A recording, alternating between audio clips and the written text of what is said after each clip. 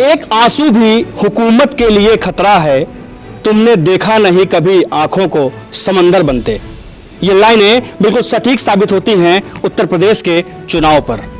उत्तर प्रदेश में चुनाव है और कुछ महीने ही शेष रह गए हैं इस सरकार का कार्यकाल पूरा होने में, लेकिन सरकार ने 5 सालों में क्या काम किए हैं, सरकार का रिपोर्ट कार्ड कैसा है, 2017 में सरकार जिन मुद्दों पर आई थी उन मुद्दों पर सरकार कितनी सफल हुई है, इन सब तमाम बातों की जानकारी के लिए हम इस समय प्रतापगढ़ के बाबागंज विधानसभा में हैं। यहाँ पर कुछ लोग हैं, स्थानीय लोग हैं, उनसे हम बात करते हैं कि सरकार के जो ये 5 साल पूरे हुए हैं उन सरकार के इस कार्यकाल में वो कितने संतुष्ट रहे हैं, अपने क्षेत्रीय विधायक जो है उनके स्थानीय उनसे कितने संतुष्ट रहे हैं, उनके कार्यों से कितने संतुष्ट रहे हैं, क्षेत्रीय विधायक उनके सुख दुख में कितने शरीक हुए हैं। इन सब तमाम बातों पर बातचीत करने के लिए हम सीधे जनता से जुड़ते हैं और पूछते हैं उनकी राय। आप बताइए हमको कि 5 साल सरकार के पूरे होने वाले हैं योगी सरकार के, इन 5 सालों में सरकार ने जो काम किए हैं उससे कितने संतुष्ट हैं आप? अब सरकार के काम तो हम भारतीय जनता पार्टी के हैं नहीं, हम तो जनसत्ता दल लोकतांत्रिक नहीं, पार्टी। बात जनसत्ता दल लोकतांत्रिक की नहीं है, बात है सरकार ने जो योजनाएं लाई उस योजनाओं का लाभ तो सभी को मिला होगा, लाभ या नुकसान जो भी हुआ हो। हाँ, लाभ मिला है। तो सरकार ने जो काम किए हैं, जिन मुद्दों पर सरकार 2017 में आई थी, क्या उन मुद्दों को पूरा करने में, उन वादों को पूरा करने में सरकार सफल हुई है? सरकार के मुद्दे जो भी थे, सबसे ज्यादा आज के समय में किसान परेशान है। कैसे परेशान? जानवर से। वो धान की फसल उनकी चौपट हुई, अभी गेहूं किसान बोए हुए हैं, समय से डीएपी खाद नहीं मिल पाई किसानों को गेहूं बुआई के लिए। और अभी अगर जो गेहूं अब जम रहे हैं, शुरू हुए हैं, किसान इतना परेशान है कि रात भर किसान खेतों में रह रहे हैं। एक सवाल है हमारा कि जब 2017 में उत्तर प्रदेश में चुनाव आने वाले थे, जब चुनावी भाषण होते थे तो मंच से भाजपा के तमाम नेता, सीएम जो प्रेजेंट टाइम में सीएम है योगी आदित्यनाथ, ये मंच से पूछते थे गो हत्या बंद होनी चाहिए कि नहीं चाहिए। लोग कहते थे बंद होनी चाहिए, तो बंद कर दिया। तो क्या साढ़ योगी जी ने छोड़ नहीं दिए? योगी जी ने नहीं छोड़े, लेकिन योगी जी के जो भी सरकार हैं, लोग साढ़ से ही तो परेशान हैं। लेकिन योगी जी का कार्यकाल जहाँ तक रहा, जो माफिया के बुलडोजर की जो ये सरकार चली, इससे आम जनता में भी बड़ा सा कानून व्यवस्था पे सरकार पास है, कानून व्यवस्था पास है। अच्छा, एक चीज, 3 जो मूलभूत सुविधाएं होती हैं इंसान के लिए, सड़क, बिजली और पानी, इन तीनों मुद्दों पर सरकार कितनी सफल रही है? सरकार नहीं सफल रही है, नहीं सफल रही है। जो इसके पहले की सरकारें रही हैं, 2007 से 12 मायावती और 12 से 2017 अखिलेश यादव और अब योगी जी, इन तीनों सरकारों की अगर तुलना करें तो आपके हिसाब से बेहतर किसकी सरकार रही? बेहतर ये योगी जी की कानून व्यवस्था में बेहतर सरकार रही। बाकी और मुद्दों पे तो विफल रही, लेकिन कानून व्यवस्था पे ठीक रही ये सरकार। इसके अलावा हम बात करते हैं आपके स्थानीय नेता की। आपके विधायक कौन है? विनोद सरोज जी। तीसरी बार ये विधायक हैं लगातार। ऐसा क्या होता है, क्यों होता है, जब आमतौर पर जनता बदलाव कर देती है, जो लोग अच्छे काम नहीं करते या फिर जिसको जनता पसंद नहीं करती, या 3 बार 4 बार विधायक होना एक बड़ी बात मानी जाती है, लेकिन तीसरी बार विधायक है, क्यों? ये बाबागंज के विधायक को लोकप्रिय कहा जाता है और इनकी लोकप्रियता इतनी है कि एक छोटा से छोटा तबका, गरीब का, हर पिछड़े वर्ग लाइन में खड़े हुए सदस्य अगर एक फ़ोन करके इनको संदेश देते हैं तो उसके दरवाजे पे पहुंचने का काम करते हैं। और हम तो नहीं जानते, विधायक जी लगातार क्षेत्र में ही बने रहते हैं। हाउस भी चलता है तो हाउस एक दिन लेट पहुंचते हैं, वहाँ जब क्वेश्चन इनका लगा रहता है तभी पहुंच पाते हैं, नहीं जनता के बीच सदैव रहने का काम करते हैं और जनता के आदेश का पालन करते हैं, चाहे बिजली की समस्या हो, चाहे रोड की समस्या हो। हमें चाहेंगे कि आपका चैनल चल के आया है हमारे बाबागंज विधानसभा में, तो माननीय राजा भैया और माननीय विनोद सरोज जी के नेतृत्व में हमारे बाबागंज विकास खंड में लगभग कई सड़कों का चौड़ीकरण बहुत तेज़ी से चल रहा है। जिधर भी जाएंगे आपको सड़कों का निर्माण दिखेगा। गांव गली बस्ती में सीसी इंटरलॉकिंग का निर्माण चल रहा है, मेन मार्गों में चौड़ीकरण का काम चल रहा है। तो नो डाउट राजा भैया और विनोद सरोज जी ने मिलकर बाबागंज विधानसभा को चमकाने और संवारने का काम किया है। राजा भैया ने अपनी खुद की पार्टी बना ली है, जनसत्ता दल लोकतांत्रिक। तो आपको क्या लग रहा है कि इस पार्टी की मंजिल कहाँ तक जाने वाली है, या फिर किसी के साथ आप गठबंधन करने जा रहे हैं? ऐसा लग रहा है क्योंकि आप कार्यकर्ता हैं राजा भैया के, तो आपको क्या लग रहा है? गठबंधन राजा भैया तय करेंगे, लेकिन हम आपसे इतना ही कहना चाहेंगे कि सरकार चाहे जिसकी बने, बिना जनसत्ता दल के सरकार नहीं बनेगी। ये राजा भैया का पूर्ववर्ती इतिहास रहा है। बिना राजा भैया के सरकार नहीं बनी है और 22 आने वाले 2022 में भी बिना राजा भैया की किसी पार्टी की सरकार नहीं बनेगी। राजा भैया की आपने बात किया, तो हमने अभी तक जहाँ जहाँ लोगों से बात किया इस क्षेत्र में, लोग राजा भैया को इस तरह से उनको मसीहा के रूप में उनका नाम सामने ला रहे हैं, लेकिन विपक्ष कुछ और कहता है। विपक्ष कहता है कि उनकी छवि दबंग छवि है। कुछ मीडिया में भी ये बातें आती हैं कि रॉबिनहुड की छवि है, जबरन वोट ले लेते हैं। ये सब चीज़ें कि सही हैं? ये बिल्कुल निराधार है, बिल्कुल गलत है। राजा भैया जैसे परोपकारी कार्य तो कोई नेता नहीं करते हैं।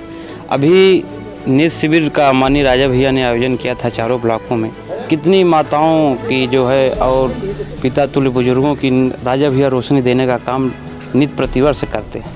कोई नेता नहीं करता। उनको हर जगह उनको अपने एक डिग्री कॉलेज में रखना, समय से दवा देना, समय से भोजन नाश्ता, सारी मूलभूत व्यवस्थाएं राजा भैया एक परिवार के सदस्य के मुखिया के रूप में अपने कुंडा और बाबागंज की जनता से एक आमतौर पर ये चीज़ें सर्वविदित हैं कि राजा भैया अंतर्राष्ट्रीय स्तर पर पहचाने जाते हैं। इंटरनेशनल लेवल पर राजा भैया का नाम है, लोग जानते हैं, लेकिन अखिलेश यादव उनको नहीं पहचानते। अब अखिलेश यादव का ये बड़बोलापन है।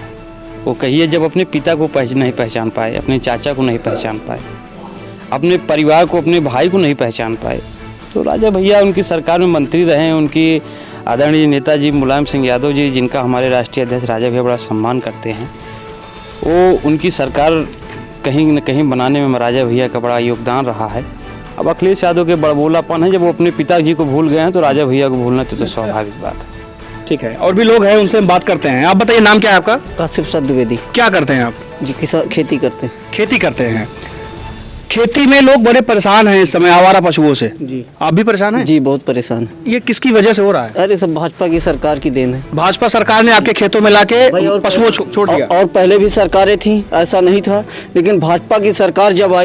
सवाल मेरा है आपसे कि और सरकारों में क्यों नहीं था और भाजपा सरकार में ये क्यों है? भाई हम ये नहीं जानते हैं कि और सरकारों में क्यों नहीं था, लेकिन इस सरकार में है, ये मैं जानता हूँ। हमको एक बात बताइए, जो ये आवारा पशु आपकी खेती को खराब कर रहे हैं, ये कहाँ से आए हैं? है तो आपके क्षेत्र के? जी हमारे क्षेत्र ही के हैं, लेकिन ये है कि पिछली सरकारों में भी ये नहीं, पिछली सरकार में ये नहीं थे। अब की इस सरकार में ये लोग हैं, तो हम जानते हैं कि सारे आवारा पशु इसमें पॉलिटिकल हो गए हैं, मतलब राजनीति कर रहे हैं। राजनीति कर ही रहे हैं। राजनीति में यही है योगी जी की सरकार को गिराने के लिए। मेरी बात, पूरी खेती 2 बीघे गेहूं चर के वो खत्म कर दिए हैं, सब पूरा उसको छोड़ दिए हैं कि वो चरें, चाहे योगी चरें उसको, चाहे मोदी, इससे मतलब नहीं है मुझे। लेकिन ये है कि उस सब गेहूं पूरा चर के खत्म कर दिए हैं। इसकी तकलीफ है मुझे। सरकार ने व्यवस्था नहीं बनाई इसकी। सरकार अगर इसको छुड़वाए है तो इसकी व्यवस्था उसको बनानी चाहिए। सरकार ने छुड़वा दिया? सरकार भाई कहाँ से लाई थी सरकार? तो उन्हीं की है भाई। पहले क्या था, पहले ये था, पहले भी जानवर थे लोगों के पास, तब तो नहीं छूटते थे, एक नहीं 10 थे। अब क्या है कि लोग छोड़ दिए हैं भाई। सांड जो है उनको अगर बांध करके रखेंगे आप, तो कितने दिन तक आप बांध के खिलाएंगे? बड़े हो जाएंगे, बच्चों को मारेंगे। इसीलिए यह दिक्कत आ रही है। इसके अलावा आप बात करिए, खाद, बीज, बिजली, इन सब चीज़ों की जो समस्याएं सामने आती थी किसानों के लिए, ये सब समस्याएं दूर हुई हैं? खाद की समस्या तो नहीं दूर हुई है, खाद तो नहीं मिल पाई, बहुत समय खाद नहीं मिल पाई है। बिजली की समस्या तो ठीक है, बिजली जो 10-12 घंटे 11 घंटे पिछली सरकार में मिल रही थी, इस सरकार में भी मिल रही है, वही व्यवस्था है। दूसरी व्यवस्था आज भी नहीं है, जो इस सरकार में है उस पहले भी सरकारों में थी, ऐसा नहीं है। लेकिन ये है कि जो समस्या ये सांड वाली है, ये समस्या अगर दूर नहीं हुई तो बहुत बड़ी दिक्कत है आने वाले समय में। और भी लोग हैं, उनसे बात करते हैं।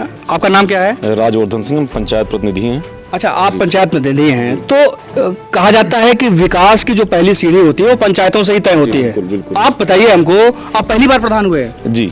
तो हम प्रधान नहीं हैं, प्रधान प्रतिनिधि हैं। ठीक है। आप हमको बताइए कि आप पंचायत प्रतिनिधि हैं। अखिलेश यादव की सरकार इसके पहले थी, उसके पहले मायावती की सरकार थी। अगर इन 3 सरकारों की तुलना की जाए, योगी जी की सरकार से और इन 2 सरकारों से, तो पंचायत प्रतिनिधियों के लिए, गाँव के विकास के लिए कितना काम हुआ है सरकार? गांव के विकास के लिए इस सरकार में अच्छा काम हुआ है। पिछली सरकारों की तुलना से इस सरकार में अच्छा काम हुआ, चाहे वो ODF रहा हो या आवास रहे हों, और कई विभिन्न योजनाएं चली। तो गांव को सीधे, मतलब इस सरकार में ये कहा जा सकता है कि सीधे सरकार से लाभ सीधे लाभार्थियों को मिला है, बिचौलियों को खत्म किया गया है। प्रियंका गांधी ने कहा है कि सरकार ने शौचालय के नाम पे बड़ा घोटाला किया। नहीं नहीं, ऐसा नहीं है। हम लोगों के यहाँ शौचालय आज मतलब संपूर्ण हो सकता है 2-4 घर बचे हों, नहीं तो प्रत्येक ग्राम पंचायतों में संपूर्ण शौचालय पूरा ओडीएफ घोषित किया गया है और हम लोगों ने एक लगन से बनवाया।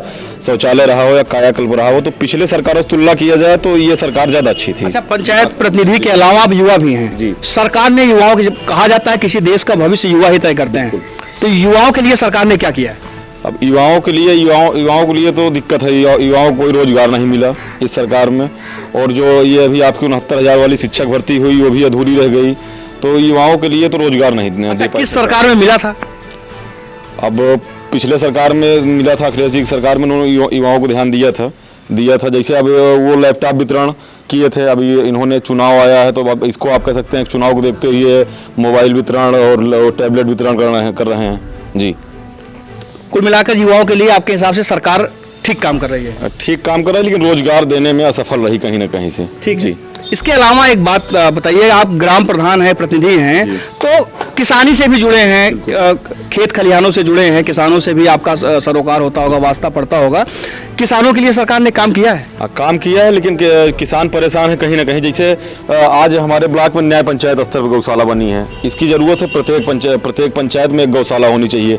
जहाँ जो न्याय पंचायत स्तर पर गौशाला बनी है वहाँ पता लग रहा है जानवर मर रहे हैं, खाने के लिए मर रहे हैं। शासन सही समय पर उनको धन उपलब्ध नहीं हो पा रहा है। हमारे कई प्रधान बंधु हैं जो बनवाए हैं गौशाला, उनको पता लगा भूसा खत्म है लेकिन पैसा नहीं आ रहा है। 4 महीने हो गए, 5 महीने। किसकी गलती है? सरकार की? हाँ, सरकार गलती है। अच्छा। अगर आप गौशाला बनवा के छोड़ दिए हैं तो प्रधान अपने जेब से कई दिन उसको खिलाएगा। प्रधान का मानदेय 3500 था, अभी आदेश आया है 5000 करने के लिए, तो प्रधान अपने जेब से कई दिन खिलाएगा उनको। कहने का मतलब है सरकार इस मुद्दे पर फेल है। हाँ, बिल्कुल फेल है। कानून व्यवस्था की बात कर लेते हैं। कानून व्यवस्था, बुलडोजर खूब चल रहा है। हाँ, बुलडोजर चल रहा है, उसमें लोगों में खुशी है, वो तो ठीक है। कानून व्यवस्था और सरकारों से बहुत बेहतर है, कानून व्यवस्था बहुत बेहतर है। गुंडा माफिया जेल में है? बिल्कुल, गुंडा माफिया जेल में है, जो नहीं है वो यूपी से बाहर है। योगी जी को कितना नंबर देंगे 10 में से? इस पे तो आप इस पे बात करेंगे, सारे मुद्दों पे बात करिए। तो सारे मुद्दों पे 10 में से अब और सरकारों से तो अच्छे हैं, और पिछले सरकारों से अच्छे हैं, तो अब 10 में से क्या बताएं, क्या नंबर देंगे? हम लोग जनसत्ता दल के सक्रिय कार्यकर्ता। नहीं, आप अपने क्षेत्रीय जनप्रतिनिधि की बात करिए। आपके विधायक कौन है? विनोद सरोज जी हमारे विधायक। उनके कार्य से कितने संतुष्ट हैं? उनके कार्य से 100% संतुष्ट हैं। आप आज हमारे क्षेत्र में आप कहीं भी चले जाइए, कहीं कोई ऐसा पूर्वा नहीं मिलेगा जो आपको मुख्य मार्ग से न जुड़ा हो, कोई ऐसा पूर्वा नहीं मिलेगा जहाँ विद्युतीकरण न हुआ हो। तो अपने विधायक से तो हम 100% संतुष्ट हैं, और आने वाले इस चुनाव में हमारे विधायक जी पिछले बार 35,000 समथिंग वोट जीते थे, अब की जीत का अंतर 10,000 से ज़्यादा बढ़ेगा। निर्दलीय चुनाव लड़ेंगे तब। अभी जो गठबंधन की हवा चल रही है, क्या होता है, हमारे राष्ट्रीय अध्यक्ष जी तय करेंगे। गठबंधन हो या ना हो, अगर हमारी पार्टी अकेले चुनाव लड़ेगी इस विधानसभा में तो आपकी 10,000 अधिक वोटों से हम चुनाव जीतेंगे। अखिलेश यादव आपके नेता को पहचानते नहीं है? अब अखिलेश यादव की याददाश्त कमजोर है, तो उसमें बाबागंज विधानसभा वाले कुछ कर सकते नहीं हैं। अखिलेश यादव अपने पिता को नहीं पहचानते हैं, तो माननीय राजा भैया को नहीं पहचानते, तो बड़ी बात नहीं है उसके लिए। ठीक है, और भी लोग हैं, उनसे बात करते हैं। आप बताइए हमको कि सरकार के 5 साल पूरे होने वाले हैं, सरकार ने जो काम किया है लोगों के लिए, कितने संतुष्ट हैं आप? सरकार तो कुछ मामले में अच्छा काम कर रही है, लेकिन कुछ मामले में सही नहीं है सरकार। अच्छा कहाँ कर रही है? अच्छा, जैसे अब किसान के मामले में तो सरकार फेल है, लेकिन जो है जैसे राजनीतिक भ्रष्टाचार के मामले में कुछ सरकार सही है। जैसे इससे पहले सरकार में इससे ज़्यादा भ्रष्ट सरकारें थी इसके पहले, उसमें कुछ इजाफा हुआ है कि उसमें कुछ बदलाव आया है। ठीक है, क्षेत्र में विकास की बात करें, सड़क, बिजली और पानी जो 3 मूलभूत सुविधाएं होती हैं, इस पे सरकार पास है? यहाँ हमारे यहाँ तो माननीय राजा भैया की वजह से, माननीय विधायक जी की वजह से सारी सड़कें और बिजली ये हर पूर्व में उपलब्ध है।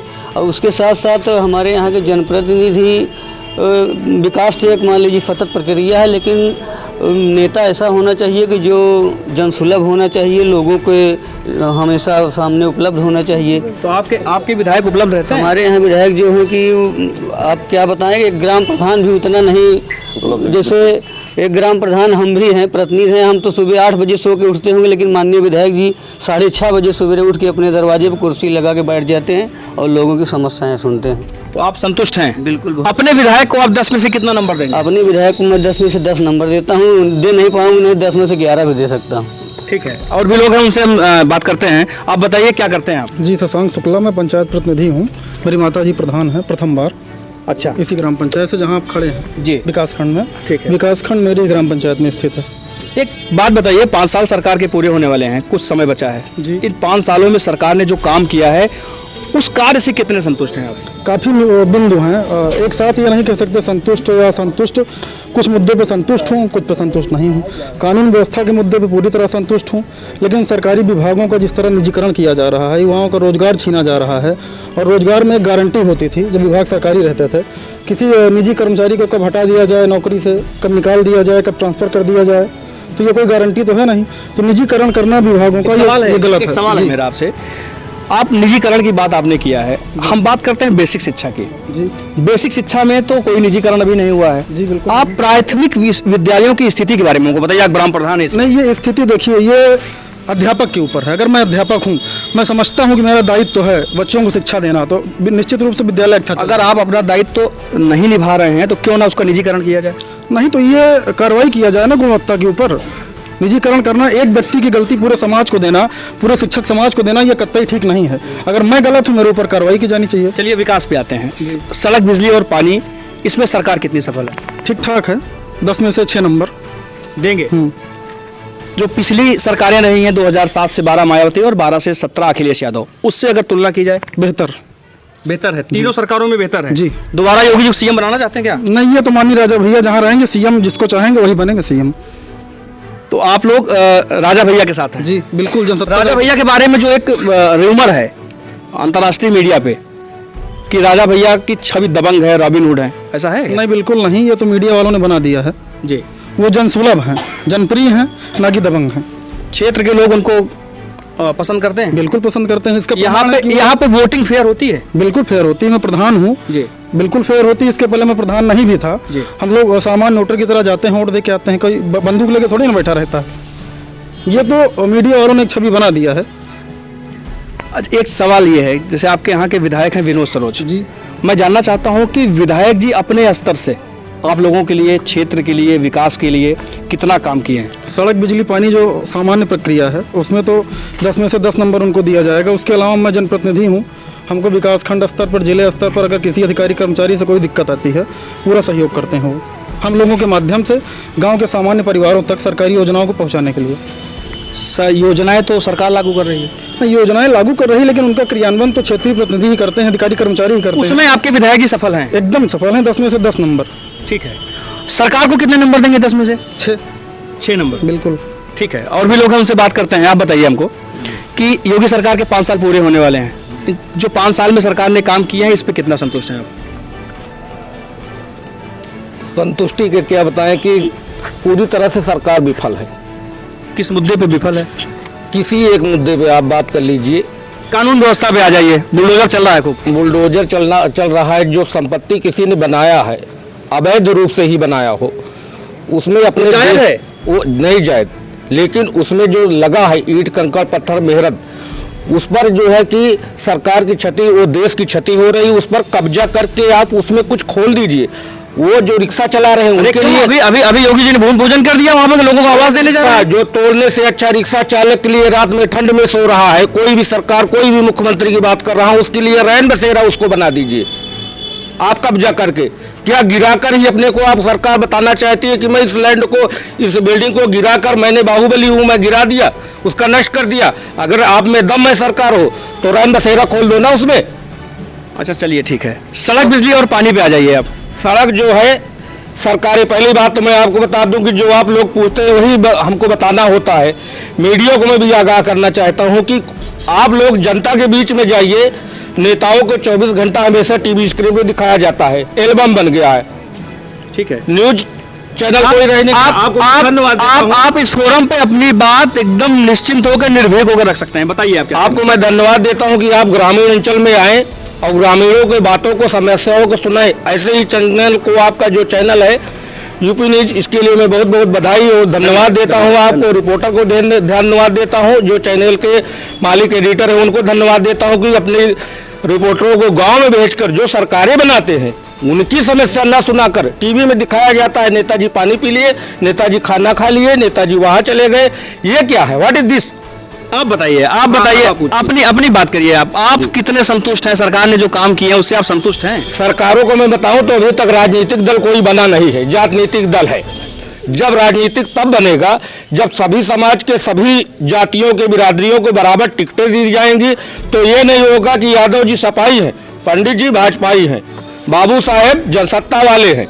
ऐसा जिस दिन खत्म हो जाएगा उस दिन राजनीतिक पार्टी हो जाएगी। अभी राजनीतिक पार्टी भारत देश में अपने नहीं बनी है कि जिसमें सभी समाज के, अगर भाजपा में कोई 4 यादव है तो सपा में भी 4 यादव हो, पचवा ना हो।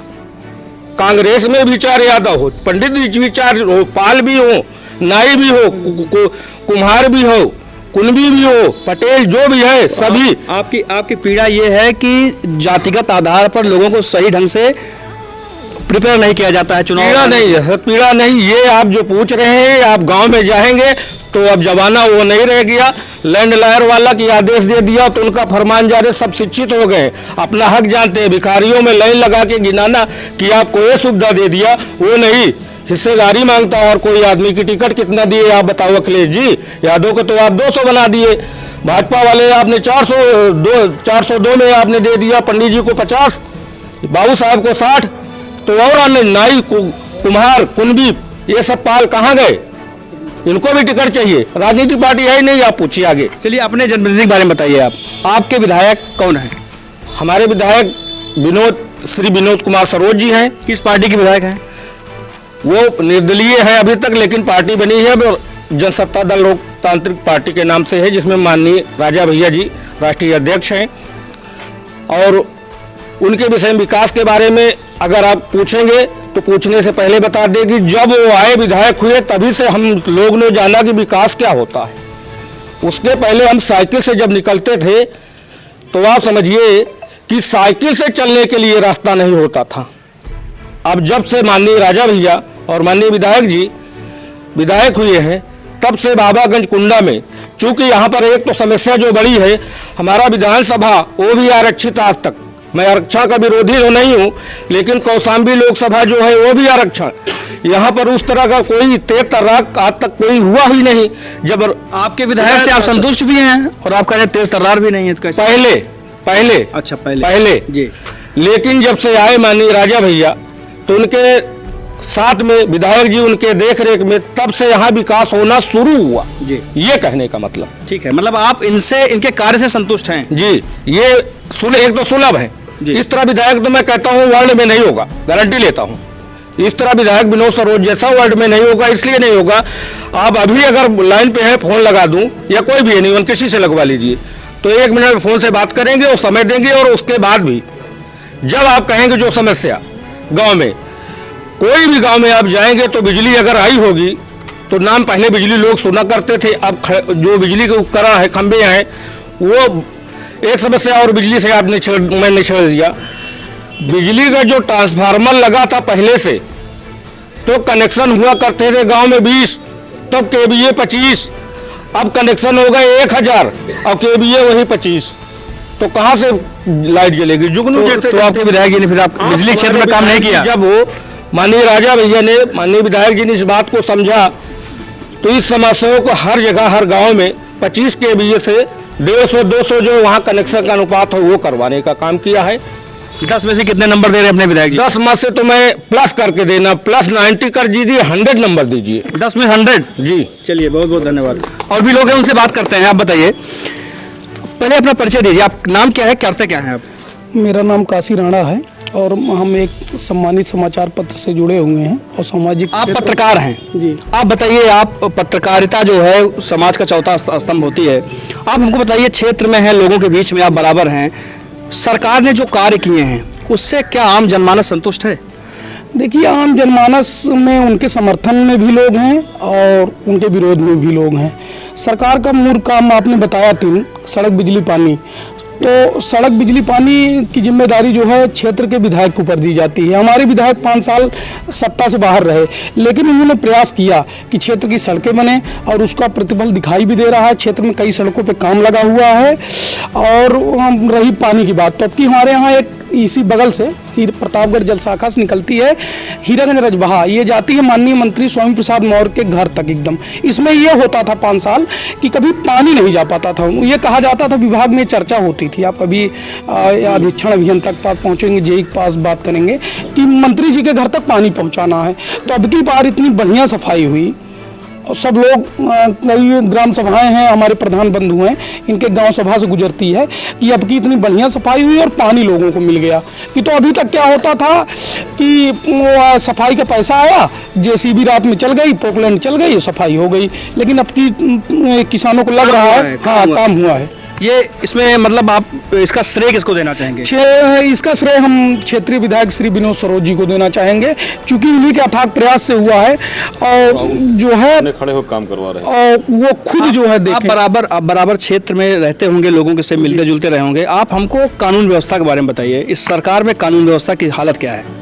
कानून व्यवस्था तो थोड़ा सा बेहतर हुई है, लेकिन जो एक आदमी को उत्पीड़न होता है, कहीं थाने गया, कहीं कचहरी गया, तो उसका उत्पीड़न नहीं थपा है, अधिकारियों के ऊपर अंकुश नहीं लगा पाए हैं योगी जी। बाकी उनकी कानून व्यवस्था की नीति सही है, वो वहाँ से दहाड़ते हैं कि हम ये ऐसा कर देंगे, लेकिन जो उनके जो जिम्मेदार हैं, जिनको कार्य करना है, वो देखते हैं कि वो उसी पुराने ढर्रे पे चल रहे हैं। मतलब जो सपा बसपा में जो चले उसी ढर्रे पे वो कार्य आज तक भी कर रहे हैं। ब्यूरोक्रेट्स योगी जी का साथ नहीं दे रहे हैं? नहीं, ब्यूरोक्रेट्स एकदम नहीं दे रहे हैं। अगर वो तो बताते हैं कि हम जीरो टॉलरेंस की नीति है, बिना घूसखोरी के काम होगा, गांव में विकास होगा, ब्लॉकों में विकास होगा, लेकिन जो अधिकारी बैठे हैं ये उनका सहयोग नहीं कर पा रहे हैं, ये पुराने ढर्रे पे चल रहे हैं। इनको पता नहीं कैसा विश्वास है, इनको पर अंकुश ऐसे नहीं है। ग्रामीण क्षेत्रों में पंचायत स्तर की बात करें तो पंचायत स्तर पर कोई विकास के कार्य इस सरकार में बेहतर हो रहे हैं? अब जैसे थोड़ा सा आवास का एक, जिसे अखिलेश जी थे तो उन्होंने जो है लोहिया आवास योजना लाई थी, 3.5 लाख रुपए मिल रहा था। तो 3.5 लाख रुपए मिलने में यह था कि एक व्यक्ति का घर बन जाता था, पक्का बढ़िया से प्लास्टर नुमा घर बन जाता था। योगी जी जब से हमारी योगी जी क्या वो पीएम नरेंद्र मोदी जी ने लॉन्च की जो है पीएम की जो है योजना, वो आवास योजना, ये प्रधानमंत्री आवास योजना के नाम से भी जाना जाता है, और उन्होंने लॉन्च की मुख्यमंत्री जो दैवीय आपदा के लोगों को दिया जाता है। तो इसमें आवास दिए गए, लेकिन ये थोड़ा सा जो पात्रता की सूची है इसमें ये बाध्यता कर दी है कि जिनका नाम है, तो जो पिछले प्रधान थे उन्होंने अपना कुछ समर्थकों का नाम डाल दिया, उसमें पात्रों का भी नाम डाल दिया। अब जो वर्तमान प्रधान हुए हैं 2021 में जो प्रधान हुआ, वो चाक अभी उनका नाम नहीं काट पा रहा है। तो थोड़ा सा ये योजना तो ठीक है, लेकिन इसकी क्वांटिटी जो है, जो पैसे की मात्रा है, 1,20,000 से ये बढ़ाई जाए, जिससे कि तो 1,20,000 में कोई घर नहीं बना सकता। इसको आज की महंगाई के युग में ये कहा जा सकता है कि सरकार ने जो काम किए वो ठीक है, बस उसका इम्प्लीमेंट सही नहीं हो रहा। हाँ, इम्प्लीमेंट सही नहीं हो रहा है जी।